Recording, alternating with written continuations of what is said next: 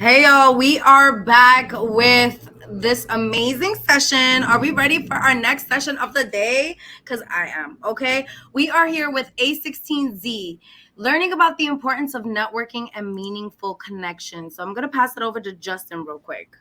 Awesome. Thank you so much for the intro. Hello, everyone. My name is Justin Bethune. I'm extremely happy to be here today. This is going to be fantastic. This is our second time hosting a Fam Friday, so we are super thrilled to be here. A little quick intro and kind of background of our program. So if those aren't familiar, we are Andreessen Horowitz. We are a venture capital firm based in the Bay Area. We invest in a variety of different startups and startup founders. We've been in the business for well over a decade at this point. And so it's a very exciting industry to be in. We get an opportunity to meet a lot of awesome founders and work with great people. But today, I'm here to talk about the A16Z College Talent Program.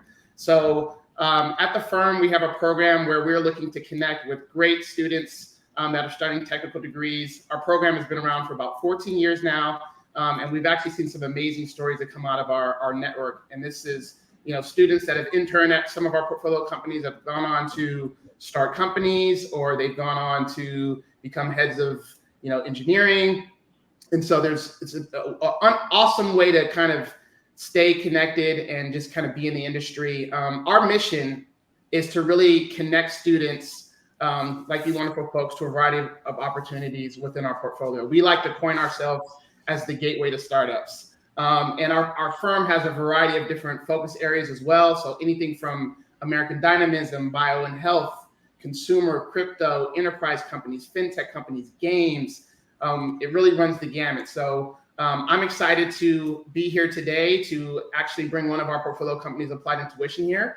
But if you have questions, I'm going to be dropping a link into the chat. If you'd like to be considered for our A16Z College Talent Program, we run everything through Untapped. So you will see a link to RSVP. If you have an Untapped account, that's great. Just upload a more recent resume. If you don't, you'll be asked to create a profile, and then you can upload a resume, and then we'll take it from there, and we'll be able to reach out to you regarding that. So I've talked enough, but now I'd love to hand it off back to Jared to eventually jump into his talk. So if you have any questions, feel free. The chat's there. We have a little surprise coming, so thanks so much.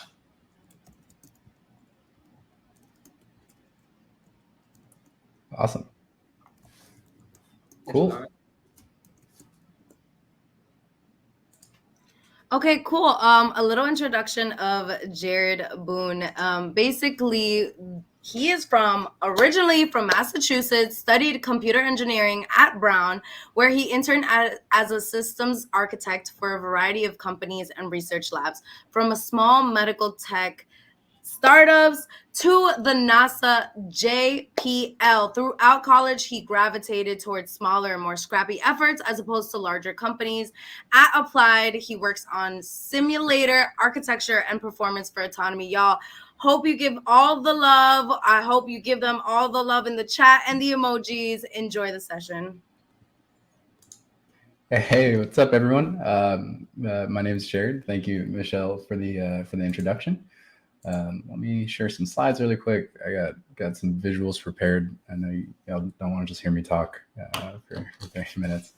But yeah, here I am. I'm talking about healthy collaboration. This is something that was really important that I discovered as I entered the kind of professional world. I think in school I had this conception that, having technical skills and being really competent was sort of the most important thing in terms of how you operate and how you can contribute to projects. But the longer I'm in industry, the more I realize that collaboration is really kind of the key, not just in terms of output, but in terms of the people you meet and the things that you're able to navigate and challenges you can overcome. I think like strong technical performers have a chance to do well if they're on the right team, but people who can foster good collaborative environments will pretty much always do well and will be able to create really strong networks and have a really good professional career. So yeah, a little bit about me. Michelle already gave the intro, so I'll keep this brief. But yeah, I work at Applied. Applied's kind of mission statement is anything and everything autonomous. We're trying to make it safe and make it deployable. We have offices around the world with a lot of opportunities to travel and a lot of cool projects. But with that comes some pretty intense technical problems. What Applied is doing is creating tooling and infrastructure for autonomous systems, regardless of use case. So there's a lot of different moving parts, a lot of different requirements, and a lot of different customers to interact with. And so collaboration, communication, and coordination are really massive parts of Applied's success, and some things that have been personally hard for me to develop. So just as a quick clarification, there's some things we're not talking about. We're not concerned with logistics here. For coordinating and assisting people, there's plenty of resources and books and talks about how to do that.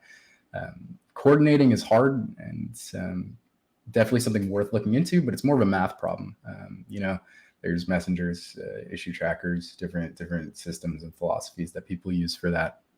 And for like assisting people, that's like too domain specific. I can't cover all of the technical ways you'll need to help people out or need to communicate with people. So just gonna leave that alone. What we're talking about is something a lot older than software and something that's just fundamental to all sort of business operations. But we're talking about healthy collaboration and where that comes from. So the reason why big technical problems and challenges are hard for us is not because technology is complicated. I'm not saying that technology is not complicated. I've definitely had my fair share of digging through a rabbit hole of documentation or esoteric bugs or trying to figure out how to make the best choice moving forward. But the harder problem of this, or the harder problem within software, is coordinating people and having healthy collaborative environments where people can react to challenges and navigate things flexibly and quickly. I think a lot of the things that people see as like inclusion efforts or trying to keep the vibes right or whatever, they're seen as like ornaments of culture and these things that are like nice to have. But what I've seen in my career is that they're actually very important and have massive effects on team output, career trajectories, and how equipped a product team is to deal with this complicated space of software that we work in. There's deep problems in tech, and these can become even deeper when people don't work together properly. I think it's like a compounding problem of individuals, and I'm sure we all know that individuals can be complicated and have a lot of nuance to them. So, I mean, at its best, like good collaboration can create really effective teams and systems that quite literally change the world. But at its worst, bad collaboration can create treacherous labyrinths of tech debt and really toxic and poor cultures that can be detrimental to productivity in people's careers.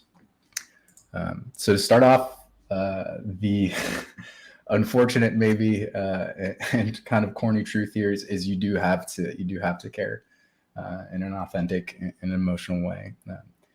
Set aside some of the problems with corporate America. There's a lot of things that can, I think, divorce people from caring about their work or create like an apathetic relationship. And I guess some flavor here is if you do kind of want a more chill professional trajectory, and you just want to maybe go to a big tech company, do your part working on something, that is also okay. But this talk is more so geared towards people who want to have an impact and want to have really, really accelerated career growth. I'm talking about people who are more startup oriented, or maybe want to go to a big tech company to shake things up or to change the culture there. The kind of key here is no matter what role that you're on, you need to think like a manager or a leader. You need to see your output as tied to the team's output. You can't have those be separate things. In order to actually foster healthy collaboration, there has to be an understanding that you are contributing to your team as a cohesive unit and not just as an IC. You got to care about the results, and it's going to take probably some emotional labor. Getting healthy collaboration done right requires a lot of awareness, and I know in my case it took a lot of personal growth and working on myself, and that's hard. That takes time and effort on top of the work that you already have to do as part of your job. So you do need to be invested, and there's no real way around that. So yeah, let's get into some tips and things that I've noticed, and hopefully some helpful strategies for developing healthy collaboration. The first is feedback.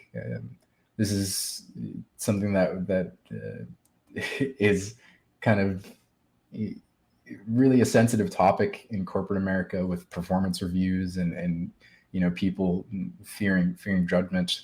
But the fact of the matter is that all work requires some level of judgment for all parties involved, and for most people that judgment comes with a lot of triggers and trauma, and there's a lot of delicate situations that you have to navigate.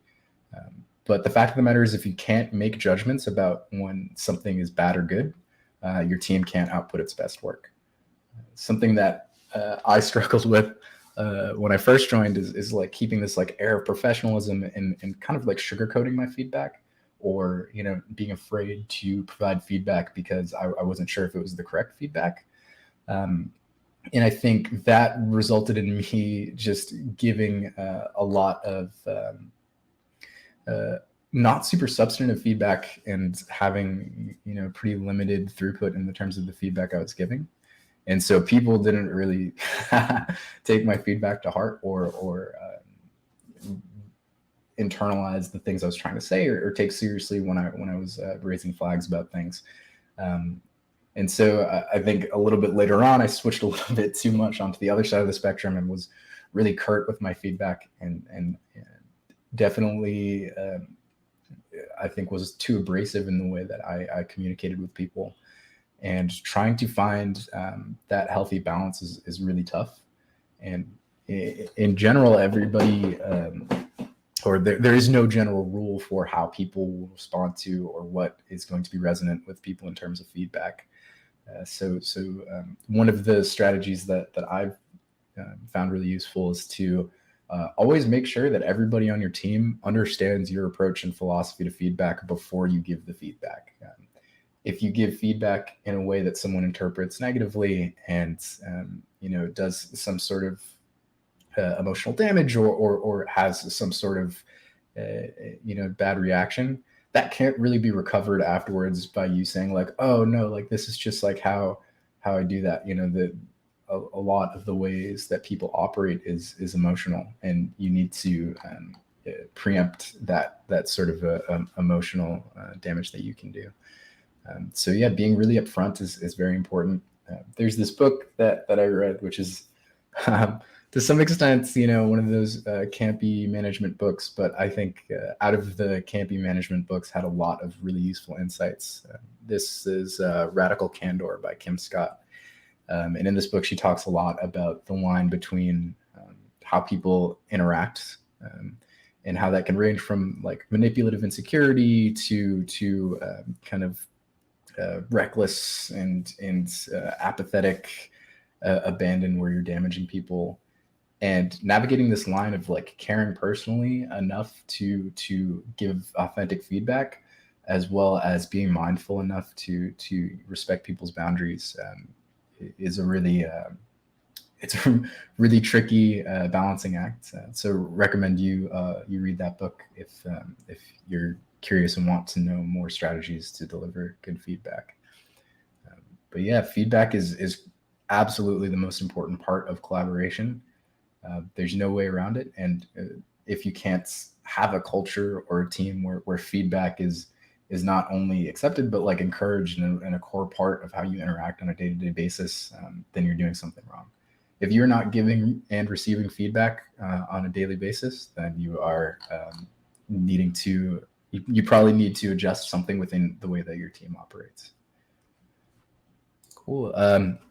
Another good part of healthy collaboration is feeling safe. I think there's something about just work in general and this idea of evaluation and needing to produce some output that is intrinsically unsafe. People, don't feel their most natural or their most themselves at work most of the time. And that's just by virtue of occupying this mode where you are like an employee, you have this task, and you're not really, you can't really embody your person in its fullest extent. And to get around this, you do really need to manufacture safety. I think some strategies that have worked for me to manufacture safety is like establishing sort of a beachhead. I know it's ironic to use a beachhead or a war metaphor when talking about making something safe, but like, yeah, having a singular teammates or maybe a couple teammates that you can really quickly create a rapport with, and make sure to like really like publicly kind of display that rapport and that dynamic that you have. It's a good opportunity if you have someone you're really comfortable with to provide feedback to them publicly and to show like, oh, this like response and this dynamic that we have when we're interacting, it can be healthy, and we can this is like a pattern that can be matched by other members of the team.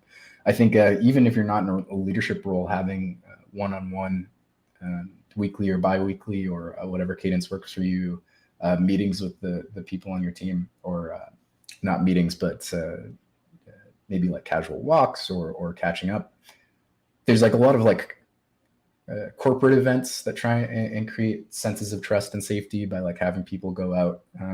I find those have variable effectiveness in terms of like actually creating trusts with the people on your team. Just chat with them one-on-one, be honest, tell them what's on your mind, be candid, and don't try and create this like professional veneer. I think like the professional veneer comes from execution and how you like navigate different problems. The professional veneer should not be like applied when you're interacting with someone in a one-on-one or just trying to talk with someone casually. You got to be able to be people with people in order to make them feel safe. I think we can move on to the next thing that contributes to healthy collaboration, and that's awareness.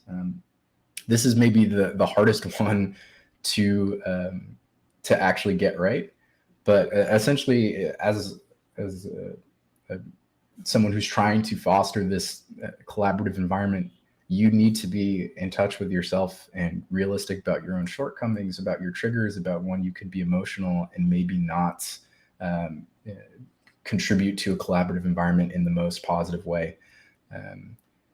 And this does just require an amount of self-reflection and stepping back from work and thinking about, the higher level patterns that are going on, how people might be, reacting to you, how you might be reacting to other people. The way that I try and navigate this is pretty much every week I give myself like a mini emotional performance evaluation where I think about 2 or 3 times throughout the week where I faced a challenge or there was something that there was some friction. And I think the sort of work that comes here takes time, and this is going to be something that you develop over, I would say like several years to several months.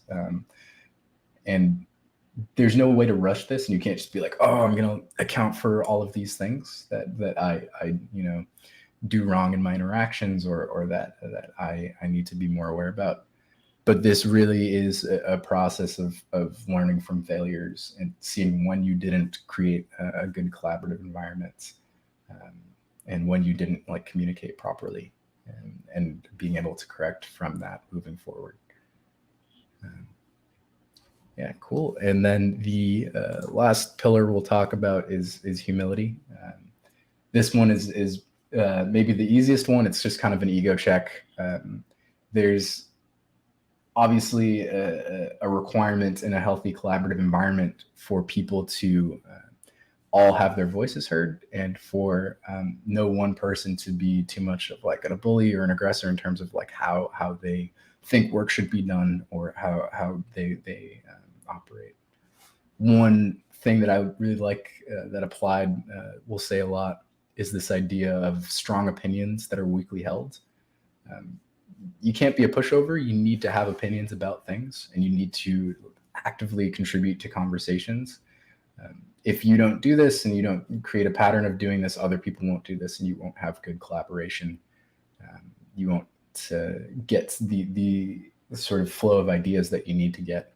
But at the same time, if you're too opinionated or really set on some perception of something, you need to be able to let go of that or accept some other route, which might be better in the perspective of other people, and accepting that like software is hard and problems are hard, and there's a lot of different perspectives and takes that you can have on any problem, and being able to be flexible about that while still having an input is going to be very useful.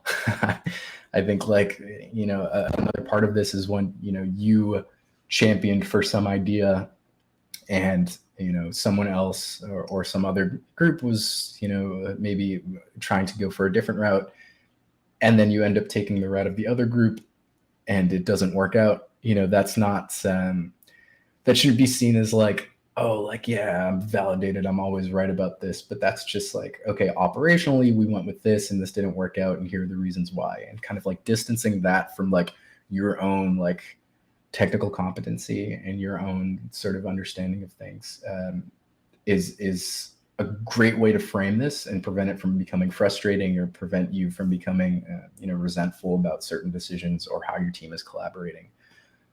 I think another way to foster humility is like using the mistakes that you make. I get it. We're all technical experts here who never do anything wrong, but the mistakes will come, and I think viewing mistakes as an opportunity to not like mitigate damage to your ethos or your credibility, but as a way to actually cultivate leadership is a really useful framing of those.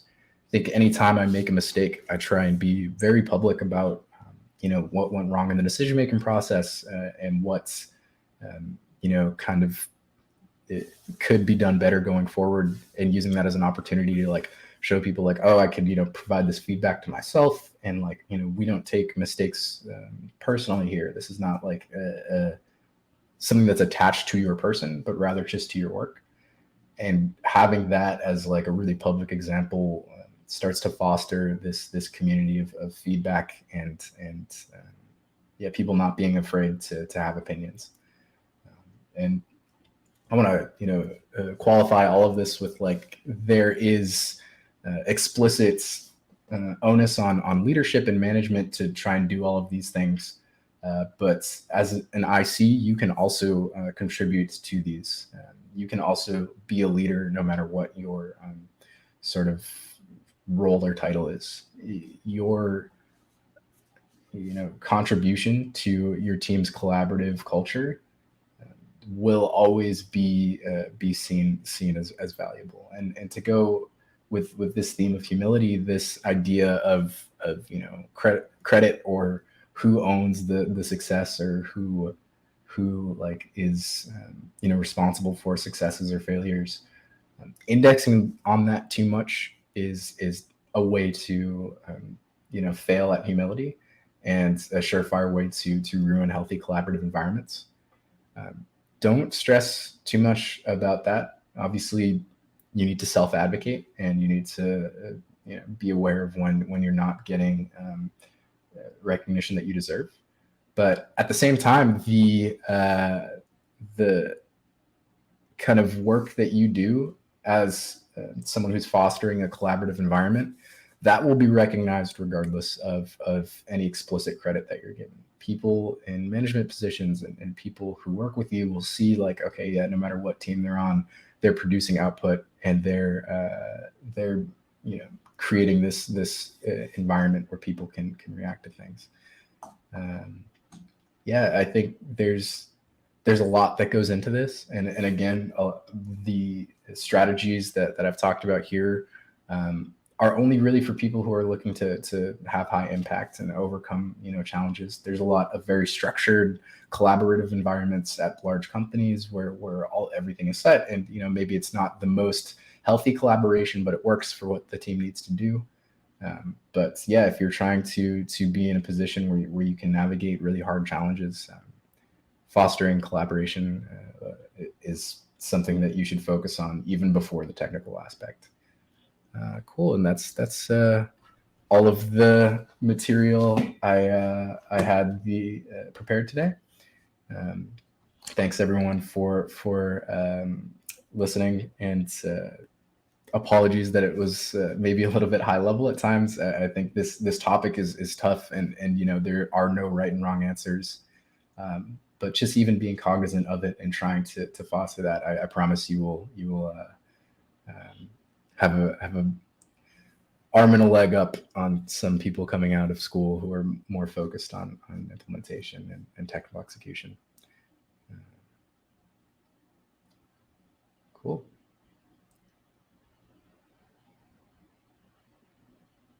Any questions or oh, I see there's a lot of Q&A. Cool. So how do I personalize my school if I've never met them? But Hi. Hey. I'm going to help with some questions too. So they're on the screen now. Yeah. Cool. Thank you. So this is kind of awkward. Like networking is awkward intrinsically. Like there's some part of networking that's never going to feel like this super smooth social interaction. I think having the same school and having that connection is enough to really just like go with a cold reach out. I've always been very responsive to people from my school who reach out to me, and I know a lot of other people who are the same, but that's not necessarily a guarantee. So I guess you got to just send it. Sorry. Yes. All right. What about this one? How does refer work to get job? Oh. It's a real question. I thought that was like something in technical. I was like, yes, refer, maybe. Yeah. Okay. How do you connect with the recruiter if they're also being contacted by a large majority of people you're interested in the same role? I would say like a great way to get the attention of recruiters is don't just like gear your outreach towards the role itself, but have a better understanding of the mission statement of the company. I think like a lot of recruiters get really impressed when someone is like aware and able to relay back what the company is trying to do, and then tie that down to the role. Don't just be like, oh, I'd be really good at this role because I have like all this experience here and here. People, a differentiator would be like the bigger picture kind of pitch. Yes. Okay. What about this one? What would you say is the best way to approach someone you don't know, would like to know on LinkedIn? LinkedIn's pretty easy. You can, it's a connection spree up there. I'd say, send them a connect request, give them a genuine message with that request, just saying like, hey, here's why I want to know you. And if it works, it works. And if it doesn't, it doesn't. It's much more about how sincere and the throughput of your outreach is than like having this like secret sauce to outreach.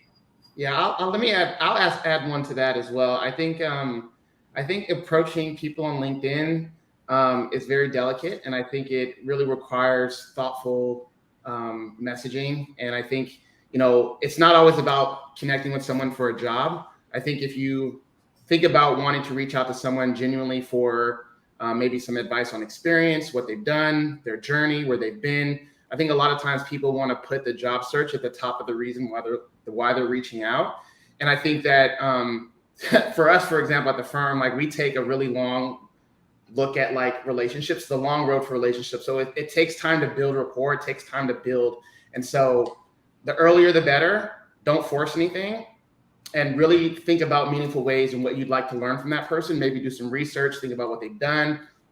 Maybe they've worked on a project or written a paper.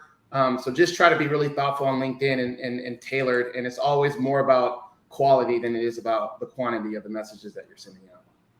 Yeah. Okay. What is the most important thing that you have on your resume?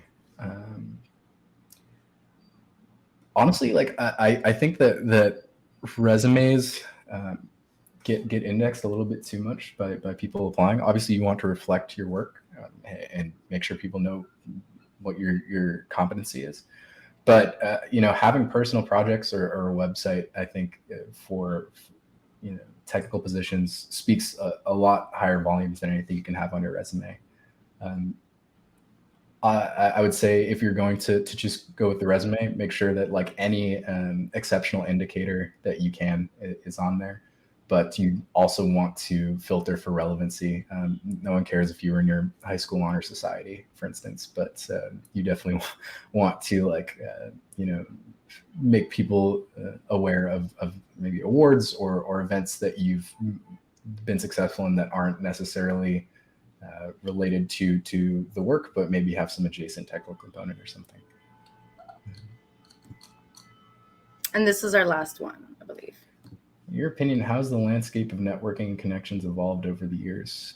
Yeah, that's a great question. I don't have too much context on how networking was done,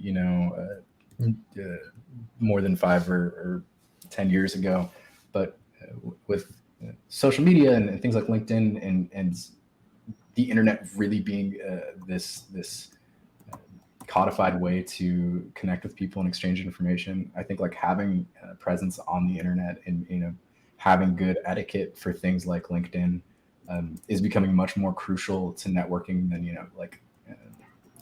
being boots on the ground at these events. That being said, like in-person networking will never go away, and there's something substantive about meeting someone in the real world. So that also still needs to be prioritized. Yeah. Yeah.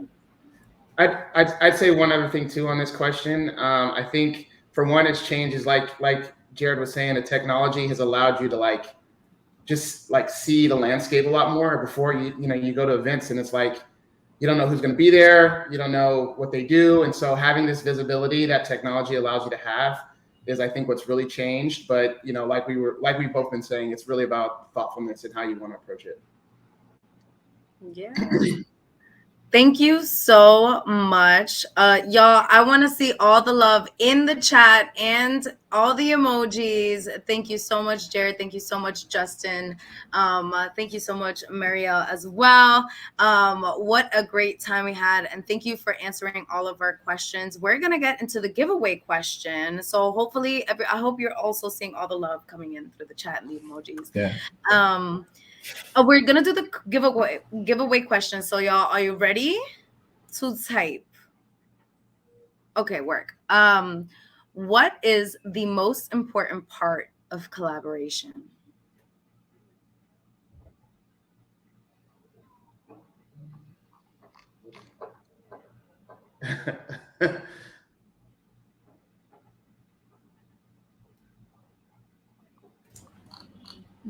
See who's paying attention.